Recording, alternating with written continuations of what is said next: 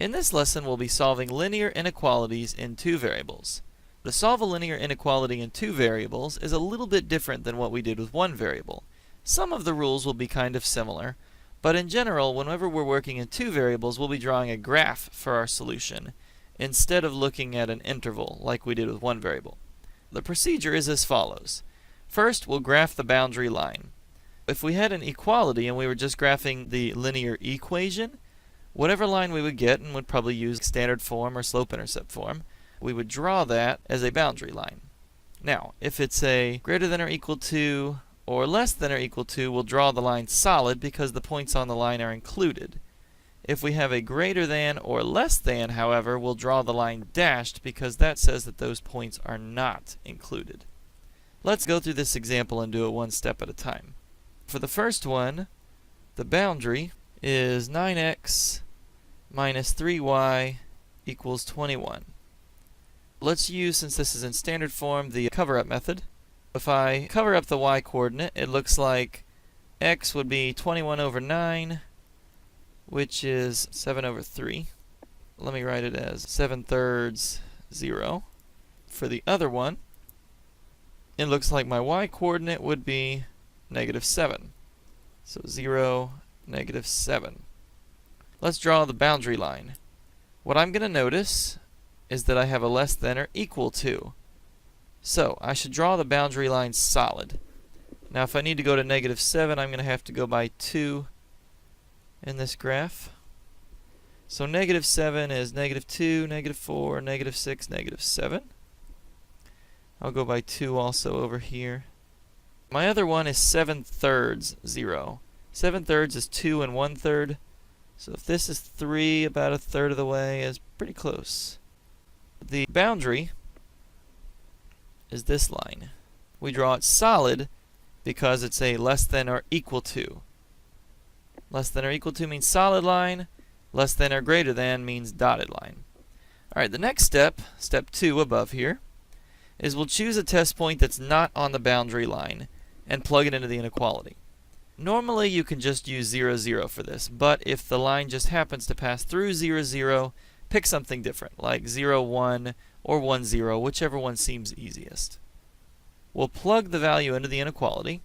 If we get a true statement, we'll shade the side of the line where 0, 0 is, or whatever point you used. If we get a false statement, we'll shade the other side. With that said, if I plug in the test point 0, 0, I get 9 times 0 minus 3 times 0 is less than or equal to 21. That is certainly true. So let's shade the side of the line where 0, 0 is included. Our solution is everything that I shaded. So what I would do each time is draw the boundary line, draw it solid if it's a less than or equal to or a greater than or equal to, and dashed if it's a strictly less than or strictly greater than. Then after that, I will test the point, probably 0, 0. If it's true, shade the side of the line where it occurs. If it's false, shade the other side of the line. Let's continue with our next example. X less than 2. Well, the boundary is x equals -2. And we know that to be a vertical line through x equals -2. And specifically, it's a dashed line because of the less than symbol. So the vertical line through -2 is my boundary, but it's dashed this time, again because of the presence of the less than. If it were less than or equal to or greater than or equal to, we would do a solid line, but since it's less than, we do a dashed line. Next, let's test the point 0, 0 again and see if it works. So there is no y to plug in. I'm just going to plug in 0 less than -2. That's certainly false. So this time when I highlight, I will shade the side of the line where 0, 0 is not. If it were true, I would have shaded the right side, the side where 0, 0 is, but because it's not there, I shade the other side of the line. Next example.